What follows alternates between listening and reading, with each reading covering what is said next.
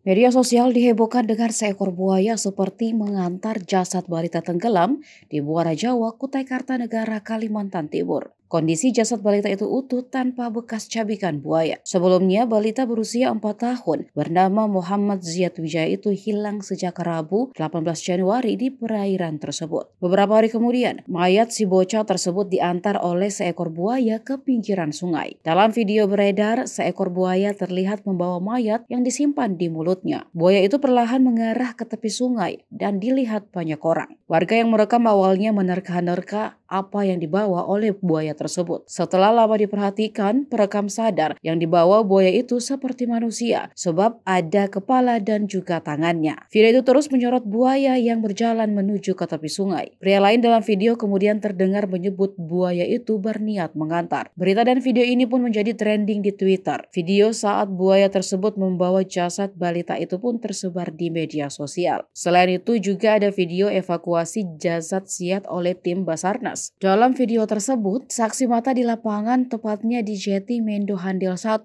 jasad Ziyad berada di atas kepala seekor buaya. Kepala Basarnas Kaltim Melkianus Kota membenarkan adanya informasi dan video yang tersebar luas di jagat maya. Namun demikian, Melki belum bisa memastikan korban dimangsa buaya atau tidak. Hal ini masih menjadi dugaan, sebab jasad korban pun berada tak jauh dari buaya saat tim SAR gabungan melakukan evakuasi. Namun yang pasti berdasarkan pengamatan awal tidak ditemukan adanya luka maupun cabikan pada jasad Ziyad. Usai ditemukan, balita malang itu pun langsung dibawa ke rumah duka atas permintaan keluarga untuk kemudian dikebumikan. Terakhir kali terlihat sebelum menghilang, korban tengah asik bermain di belakang rumahnya dan tepat di belakang rumah korban merupakan sungai. Namun selang beberapa saat korban sudah tidak lagi terlihat. Hanya mainannya saja yang berada di lokasi. Pihak keluarga sudah berupaya mencari namun hasilnya nihil dan kini ditemukan sudah meninggal dunia.